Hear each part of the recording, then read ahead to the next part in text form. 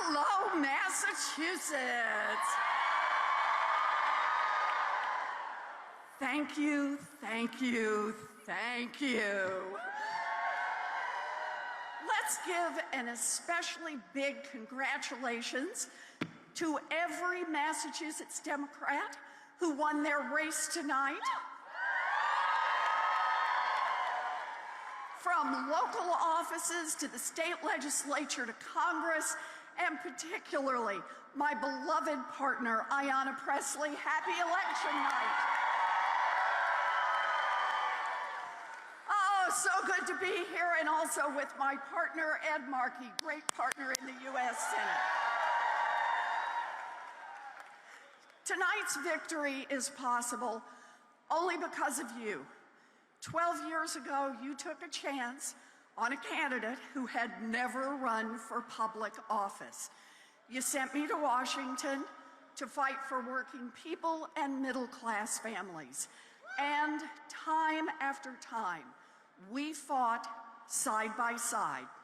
Over those 12 years together, we have delivered big wins, and more than once, we have reminded people that government can be harnessed to work, not just for the wealthy and well-connected, but that we can actually make government work for the people.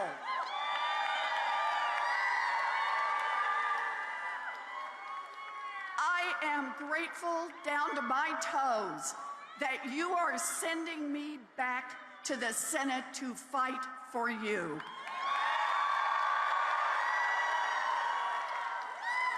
I never thought that I would be in politics. I was happy as a teacher and a researcher, but because of you, I moved from being a policy nerd, and let's give it up for policy nerds.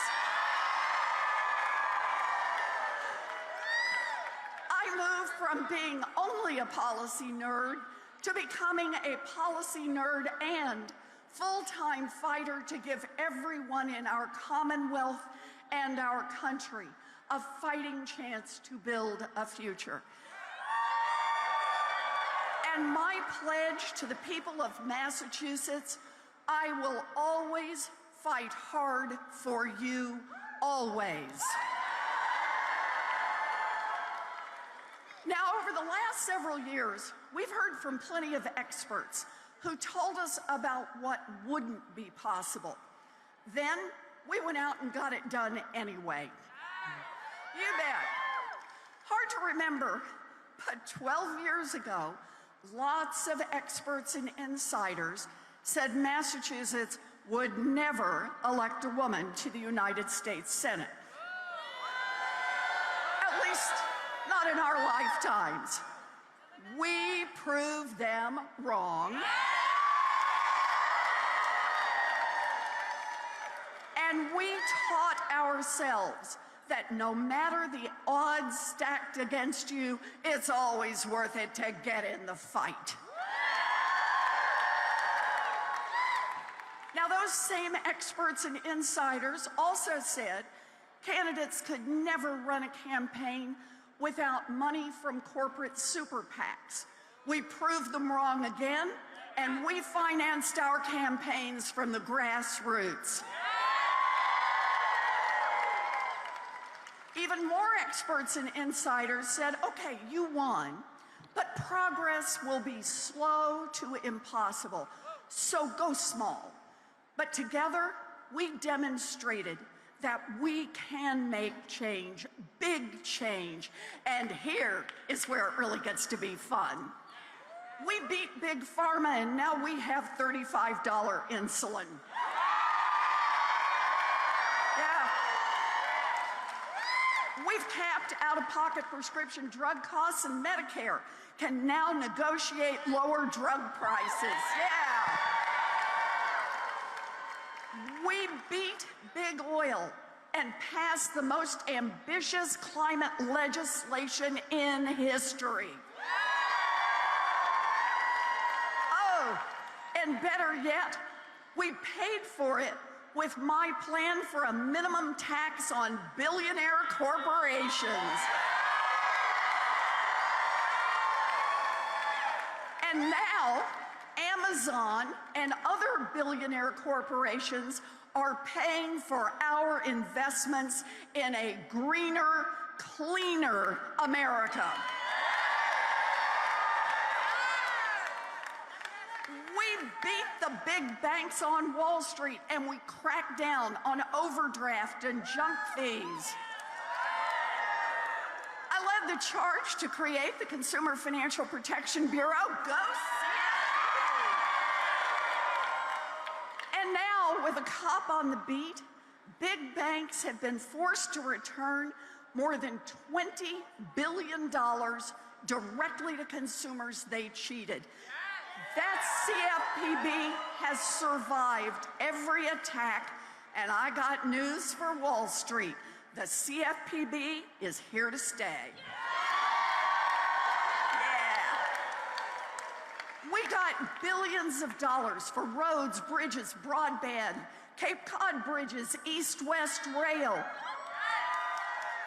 and enough help so that even when our economy was hit by COVID, Massachusetts towns didn't have to lay off a single teacher, firefighter, police officer, librarian, town clerk, or anyone else who served our communities.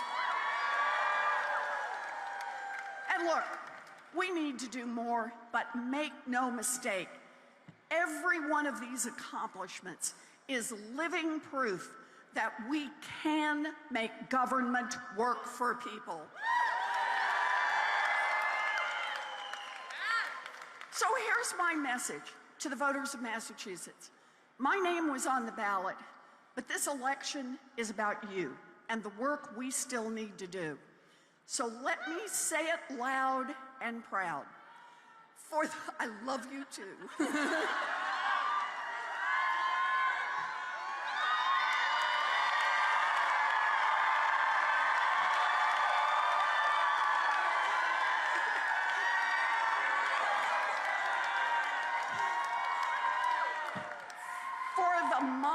Or daddy working 2 jobs just to keep the lights on, I see you and fight for you. We are going to make childcare affordable for every family and available in every community. And we're going to raise the wages of every childcare worker so they're paid in line with their responsibilities and training. And for everyone dreaming of owning a home, I see you and I fight for you. We need more housing. And to get that housing, we need Washington to partner up with our cities and towns and build 3 million more houses nationwide. That's more housing for first-time home buyers, more housing for workers, more housing for seniors, housing for veterans, housing for people with disabilities and special needs, housing in big cities and small towns, housing in urban neighborhoods and rural communities. We need more housing for everyone and everywhere, and I'm going to Washington to fight for that housing.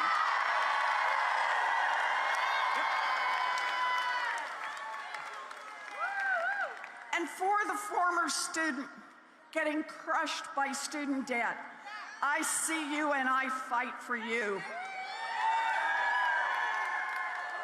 We've canceled student debt for 5 million people, nearly 67,000 people right here in Massachusetts, and we're not through. No one should be crushed for the sin of wanting an education but not having enough money to pay for it.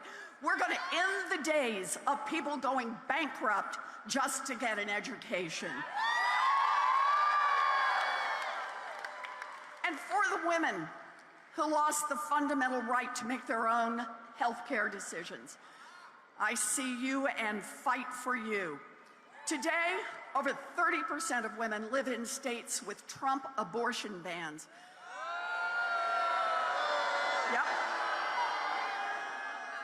Women who have a miscarriage are told they can't get medical care until they're closer to dead, so go hemorrhage in the parking lot a little longer. Enough is enough. We are fighting back, and we will restore the protection of Roe all across this nation.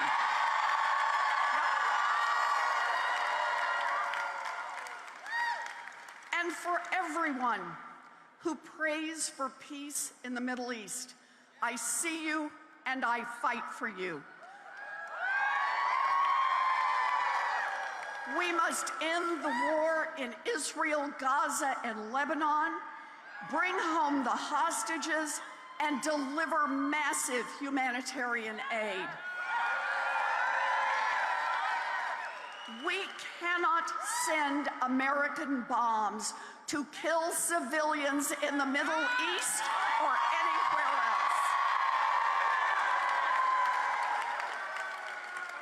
We must push the parties toward a two-state solution with safety, dignity, and self-determination for Palestinians and Israelis. I will do everything in my power to bring an end to this war.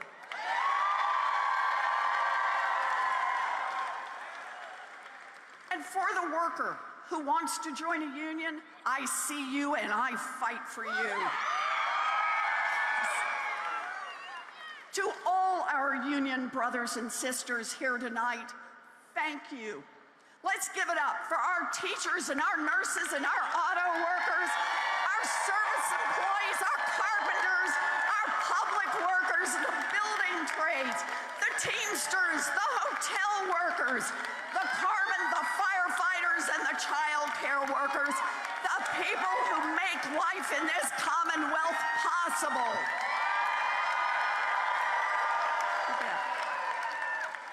Look, 80% of workers say they would like to join a union. Why? Because it's better in a union. We're going to pass the PRO Act and make sure every worker who wants to join a union can do so. Because when unions are strong, workers, even non-union workers, are strong. And when workers are strong, America is strong.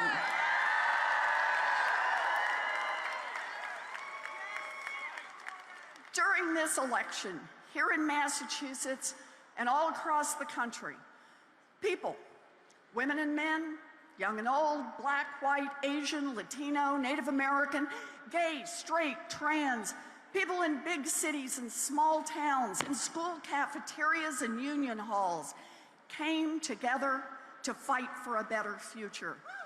We build a stronger future together. Now, it is still early in the night. Some parts of the country, voting is still going on. It's going to take time for every vote to be counted and a lot of patience as we wait for the final results. Tonight, I'm thinking about my mom, who worked a minimum wage job at Sears to save our house. I'm thinking about my daughter, being on the phone with her when we heard that Roe was overturned. I'm thinking about all the little girls who made pinky promises about girl power. And I'm thinking about all the women and friends of women, also known as some men, about all those women and men who marched, who organized, and who voted in record numbers in this election. It's going to be a long night and maybe even a long week, but no matter what happens, we are ready for the work ahead. I know everyone wants to get back to watching the results roll in, but before we conclude, I want to thank those who made tonight possible. First, to the people of Massachusetts, whether you voted for me or not.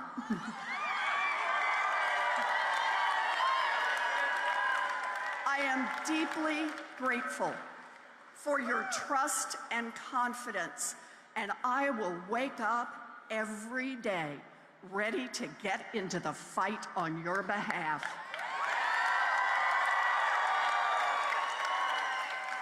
And thank you to my opponent, John Deaton. This is how democracy works. And to everyone who volunteered, who phone banked, who texted, who knocked doors, who brought cookies to the volunteers, who put up a lawn sign, who gave a part of themselves to be a part of something bigger. You are the beating heart of our democracy. Thank you.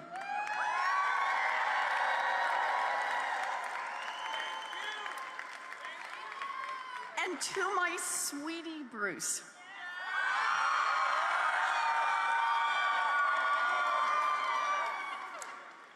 I don't have big enough words to tell you how lucky I am that when I proposed, you said yes. Thank you.